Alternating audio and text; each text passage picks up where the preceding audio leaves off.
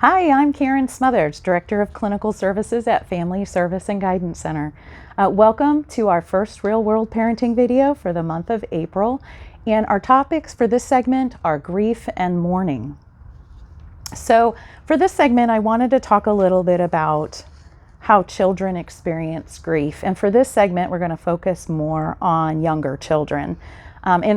In upcoming segments, we'll probably be talking more about different developmental stages of children's growth and development and what that looks like when they experience just sadness and grief. So some things to think about with children, especially younger children, is that it's important to realize that children react differently than adults when it comes to grief.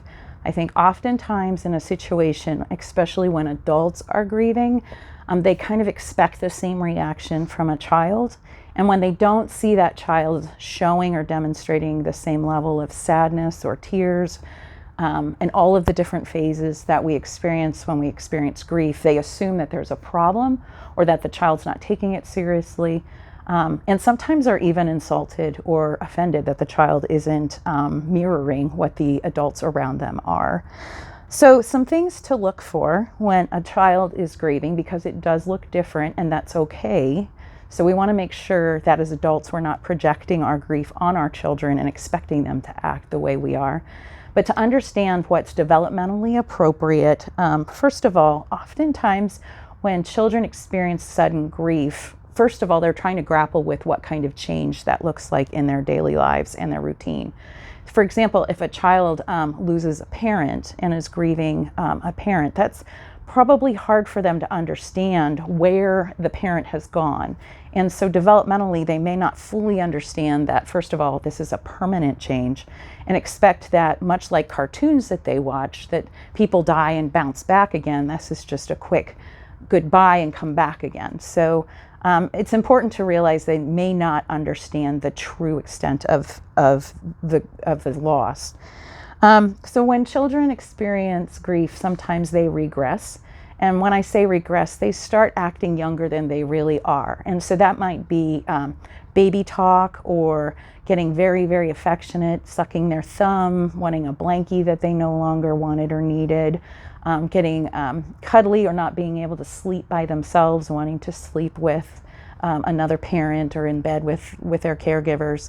And they may be also experiencing things like bedwetting and nightmares. And you may see a resurgence of things that they did as a child, or habits that you'd hope that they'd grown out of return. So that's all considered normal as a stage of grief. Another thing is that children notice that their family members may be distracted because they're all grappling with that grief, and children may react to that by needing more attention and love from the adults in their lives, not fully understanding the impact that this is having on the other people around them. We often see children who may not internalize those kind of things we've been talking about when it comes to grief, but externalize it, meaning they are going to show you that they're upset. And that may be exhibited in their aggression or anger, and you may see it even in their play, their art. And that's often how children will communicate to us, through mediums like play, when they don't have the words to express what they're feeling.